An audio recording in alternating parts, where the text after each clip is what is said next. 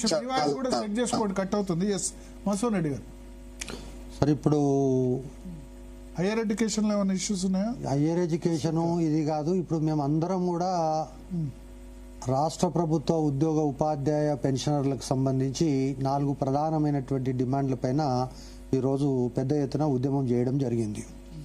33 జిల్లాల్లో అన్యూన్యమైనటువంటి స్పందన, ఉద్యోగుల యొక్క ఆక్రోశము, ఇవన్నీ కనుక చూస్తే రాబోయే రోజుల్లో ప్రభుత్వానికి ఉద్యోగులకు మధ్య ఎడమ ఇంకా పెరిగేటటువంటి సూచనలు స్పష్టంగా కనిపిస్తున్నాయి. ఈ విషయం బహుశా ప్రభుత్వానికి అర్థమైందా, అర్థం కాలేదా, ఇంటెలిజెన్స్ నివేదికలు ఏం చెప్తున్నాయి అనేటటువంటిది ప్రభుత్వం చూసుకోవాల్సినటువంటి విషయం. స్పష్టంగా ఈ రోజు ఏంటంటే 10 సంవత్సరాల పరిపాలన, బీఆర్ఎస్ పరిపాలన తర్వాత అందులో ఉద్యోగ ఉపాధ్యాయ కార్మికులకు ఏర్పడినటువంటి నష్టాలు, వీటన్నింటినీ దృష్టిలో ఉంచుకొని ఆ రోజు రేవంత్ రెడ్డి గారు ప్రజాపాలన పేరుతోటి ఈయన వస్తే మనకేదో ఒరగబెడతాడనేటటువంటి ఉద్దేశంతో ఈ ప్రభుత్వానికి అన్ని రకాలైనటువంటి సహకారంతో, ఉద్యోగ ఉపాధ్యాయ కార్మికుల యొక్క సహకారంతో ఈ ప్రభుత్వం అధికారంలోకి వచ్చింది. వచ్చిన తర్వాత ఆయన చెప్పినటువంటి 1వ తారీఖు జీతాలు తప్ప మిగతాది ఏది కూడా 2 అడుగులు ముందుకు 6 అడుగులు వెనుకకు పోతున్నటువంటి పరిస్థితి ఒకటి కనిపిస్తుంది. రెండవది, ముఖ్యమంత్రి గారికి ఏదో కొన్ని మంచి మాటలు చెప్తున్నటువంటి మాటలు వినిపిస్తున్నాయి తప్ప మీరు నా కుటుంబ సభ్యులు, మీకు 1వ తారీఖు జీతం రాకపోతే నేనెందుకు, నాకే సిగ్గు అనిపిస్తుంది, ఈ విధంగా రకరకాలైనటువంటి ఉప ముఖ్యమంత్రి కూడా మీ యొక్క హాస్పిటల్ బిల్లులు చెల్లించకపోతే నా కడుపు తరుక్కపోతుంది, ఈ విధంగా అనేక విషయాలు మాట్లాడుతున్నారు. కానీ ఆచరణలో మాత్రం ఉద్యోగ ఉపాధ్యాయ కార్మికుల యొక్క ఆశయాలు లేదా వాళ్ళకు ఉన్నటువంటి కోరికలు తీర్చడంలో ఈ రాష్ట్ర ప్రభుత్వం ఘోరంగా వైఫల్యం చెందడంలో ఎందుకు సందేహం లేదు. మేము కూడా గతంలో మీరు మమ్మల్ని అవహేళన చేసినటువంటి సందర్భాన్ని కూడా నేను ఈ సందర్భం గుర్తు చేస్తున్నా. ముఖ్యమంత్రి గారు చెప్పారు మాకు పిఆర్సీ వస్తుంది, 5-6 నెలల్లో పిఆర్సీ తీసుకొని 5-6 నెలల్లోనే మీకు స్వీట్ బాక్సులు తీసుకొస్తామని చెప్పాం. కానీ మీరేమన్నారు, 2026లో పిఆర్సీ రాదు అని. సంతోషం, నేనేమంటున్నా రాదు అని మీరు చెప్పారు. కానీ నేనేమంటున్నా అంటే ఈ రాష్ట్రంలో ఇంతకుముందు మా సీనన్న చెప్పినట్టుగా ముఖ్యమంత్రి చెప్పిన మాటకే విలువ లేకపోతే, ముఖ్యమంత్రి ఆ రోజు స్పష్టంగా మీకో నాకో చెవులో చెప్తే అది వేరే విషయం. కాదు మాకు చెప్తే పిఆర్సీ ఇచ్చుడు పక్కన పెట్టండి, రిపోర్టే ఇవ్వలేదు ఇంకా పిఆర్సీ. నేను అనేది ఏంటంటే ఆ రోజు ముఖ్యమంత్రి గారు చెప్పినటువంటి విషయాలు ఏంటైతే ఉన్నాయో అవి మీకు స్పష్టంగా లైవ్ టెలికాస్ట్ లో చెప్పారు. ఇగో నేను ఖచ్చితంగా ఈ యొక్క సమస్యలు పరిష్కారం చేస్తా, ఖచ్చితంగా హెల్త్ కార్డ్ అనేది 600 అయినా పిఆర్సీకి సంబంధించిన నివేదిక తెప్పియమని చెప్పి డిప్యూటీ సీఎం గారు ఇక్కడే ఉన్నారు, వారిని నేను ఆదేశిస్తున్నా అనేటటువంటిది మీరు కావాలంటే బయట ప్లే చేసుకోవచ్చు. ఒకటి, ఇవన్నీ చేసిన తర్వాత కూడా ఈరోజు హెల్త్ కార్డ్ అంటే అది ఏందో తెలియనటువంటి పరిస్థితి. హెల్త్ కార్డ్ ఎట్లా ఉంటుంది, దాని భవిష్యత్తు ఏముంటుంది తెలియదు. హాస్పిటల్స్ వాళ్ళు ఇంతకు ముందులాగా లేరు.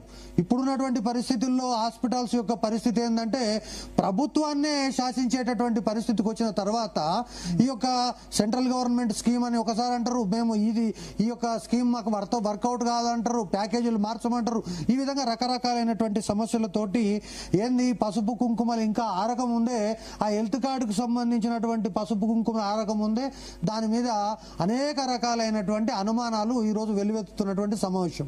ఈ రోజు పరిస్థితి ఏంటంటే ఉద్యోగులను నెలకు 1.5% మా దగ్గర కట్ చేస్తున్నారు, మీరేం చేస్తున్నారని ఉద్యోగ సంఘాల పైన ఈ రోజు చర్చ. రెండవది, ఇప్పుడు పిఆర్సీ అనేటటువంటిది కాంగ్రెస్ ప్రభుత్వం ఖచ్చితంగా అధికారంలోకి వచ్చిన అంటే 7వ తారీఖు డిసెంబర్ అధికారంలోకి వస్తే 6 నెలల్లో పిఆర్సీ అమలు చేస్తామని కాంగ్రెస్ మేనిఫెస్టోలో పెట్టింది. కానీ అది జరగలే. 317 అనేటటువంటిది 190 జీవో ఇచ్చి తాబూలాలు ఇచ్చాం తన్నుక చావండి అన్నట్టుగా ఈ రోజు విద్యాశాఖ గాని కొన్ని శాఖల్లో అయితే మచ్చుకు ఒక్కని పైన కొంతమంది కామెంట్ చేస్తున్నారు. ఇక్కడ జగదీశ్వర్ రావు గారిని కూడా అడగాలి. జగదీశ్వర్ గారు, సారీ జగదీశ్వర్ రావు గారు, జగదీశ్వర్ గారు ఉన్నారా? మారం జగదీశ్వర్ గారు ఫోన్ లైన్ లో లేనట్టున్నారు. కాబట్టి ఇప్పుడు 317 గానీ 180 జీవో గానీ రూపాయి కూడా ఖర్చు లేదు, వీటిని అమలు చేయాలి కదా. నాన్ ఫైనాన్షియల్ ఇష్యూస్ ఇప్పుడు నేనేమంటున్నా సార్ అంటే ఇక్కడ వచ్చినటువంటిది ఏంటంటే 190 జీవోలో 50% అబౌవ్ ఉద్యోగులందరూ కూడా టీచర్లు, పోలీస్ డిపార్ట్మెంట్ కి సంబంధించిన వాళ్ళే ఉన్నారు. అటువంటి విద్యాశాఖలో ఈరోజు విద్యాశాఖ అనేటటువంటిది ముఖ్యమంత్రి గారి యొక్క స్వీయ పరిరక్షణలో ఉన్నటువంటి శాఖలోనే ఇంప్లిమెంట్ కాకపోతే మిగతా మంత్రులు కానీ మిగతా శాఖ అధిపతులు కానీ ఏ విధంగా ఇంప్లిమెంట్ చేస్తారో ముఖ్యమంత్రి గారు ఆలోచించాలి. నిన్ననే ముఖ్యమంత్రి గారు ఒక విషయం చెప్పారు. స్వయాన మర్రి చెన్నారెడ్డి ఇన్స్టిట్యూట్ అనుబంధంగా ఆయన మాట్లాడుతూ సమస్యలు నా బాధ్యత, పిల్లలను తీర్చిదిద్దేటటువంటి మీ బాధ్యత అని చెప్పి ఈరోజు ఉపాధ్యాయులకు నొక్కి వక్కానించినటువంటి ముఖ్యమంత్రి గారికి నేను సూటిగా ఒక విషయం అడగదలుచుకున్నా. ఈరోజు విద్యాశాఖలో సమస్యలు వస్తే పరిష్కరించడం వేరు, కానీ విద్యాశాఖ అధికారులే సమస్యలను సృష్టిస్తున్నారు. దశాబ్ద కాలంగా పెండింగ్ లో ఉన్నటువంటి ఏకీకృత సమస్యలు పరిష్కరించరు, ఇంకా కొత్త కొత్త సమస్యలు సృష్టిస్తారు. తర్వాత 6 నెలలకోసారి ఈ దేశంలో విద్యా విధానం బాగాలేదని చెప్పి విదేశాలకు పోయి విద్యా విధానం పరిశీలన అని చెప్పి పోతున్నారు. మరి అక్కడ ఏం నేర్చుకొస్తున్నారో మాకు అర్థం కావటం లేదు. కాబట్టి ఇటువంటి విషయాలన్నిటిపైన ఈరోజు స్పష్టంగా ఉద్యోగ ఉపాధ్యాయ కార్మికులందరికీ ప్రభుత్వానికి మధ్య ఒక స్పష్టమైనటువంటి ఈ యొక్క యుద్ధం అనేటటువంటిది ప్రారంభమవుతుందా అనేటటువంటి ఒక సంకేతాలు కనిపిస్తున్నాయి. ఒకటి. రెండవది, ముఖ్యమంత్రి గారికి నేను మనవి చేసేటటువంటిది ఏంటంటే స్వర్గీయ ఎన్టీ రామారావు దగ్గర నుంచి, జయలలిత దగ్గర నుంచి, తర్వాత చంద్రబాబు నాయుడు దగ్గర నుంచి, కేసీఆర్ అనేటటువంటి ముఖ్యమంత్రి గారి దగ్గర నుంచి, ఎన్టీఆర్ అయితే పందికొక్కులు అన్నాడు, జయలలిత అయితే 1000 మంది ఉద్యోగులను టర్మినేట్ చేసింది, చంద్రబాబు నాయుడు అంటే ఎప్పుడు ఏ ఉద్యోగి గుండె ఆగి సస్తాడో అన్నటువంటి పరిస్థితుల్లో మేము పనిచేసినటువంటి పరిస్థితి. అదేవిధంగా కేసీఆర్ ఏంటంటే రెవెన్యూ ఉద్యోగులను సంబోధిస్తూ కుక్క తోక నూపుతుందా, తోక కుక్క నూపుతుందా అనేటటువంటి పదజాలం వాడినరు. అదేవిధంగా నిన్నటికి నిన్న మమతా బెనర్జీ గారు దాదాపు 18% డిఏ ఏదైతే 20% డిఏ పెండింగ్ పెట్టిపోతే మొన్న వచ్చినటువంటి బీజేపీ ప్రభుత్వం ఆ 20% డిఏను ఈరోజు ఒకే రోజు 20% డిఏ ఈ దేశ చరిత్రలోనే మొదటిసారి. కాబట్టి నేను ముఖ్యమంత్రి గారికి చెప్తున్నా, ఇప్పటికైనా సమయం మించిపోలేదు.